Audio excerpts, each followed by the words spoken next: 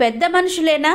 పరమగురుడు చెప్పినవాడు పెద్ద మనిషి కాడురా, పెద్ద మనిషి అంటేనే బుద్ధులన్నీ వేరురా అని పాడుకునే సమయం వైసీపీలో ఆసన్నమైంది. వైసీపీకి చెందిన పెద్దల సభ సభ్యుల వ్యవహారం రోజురోజుకు చర్చగా మారుతోంది. ఆ పార్టీకి 11 మంది సభ్యులున్న విషయం తెలిసిందే.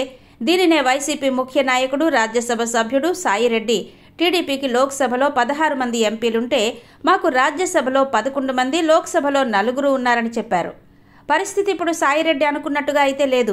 రాజకీయాల్లో ఎప్పుడు ఏం జరుగుతుందో చెప్పలేని పరిస్థితి. ముఖ్యంగా ఆయారాం గయారాం అన్నట్టుగా ఉన్న నాయకులే ఇప్పుడు 11 మందిలో 6 నుంచి 7 వరకు ఉన్నారనేది ఒక లెక్క.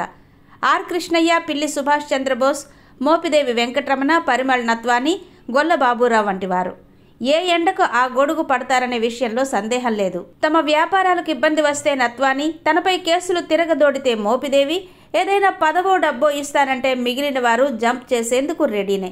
ఇదే ఇప్పుడు ఆసక్తిగా మారింది. ఇప్పటికిప్పుడు కాకపోయినా మరో 6 మాసాలకైనా వారి మనసు మారే అవకాశం మెండుగానే ఉంది. ఇక సాయిరెడ్డి, వైవి సుబ్బారెడ్డి వంటి వారు పార్టీలోనే ఉంటారు. మిగిలిన వారిపై మాత్రం నీలి నీడలకు అమ్ముకునే ఉన్నాయి.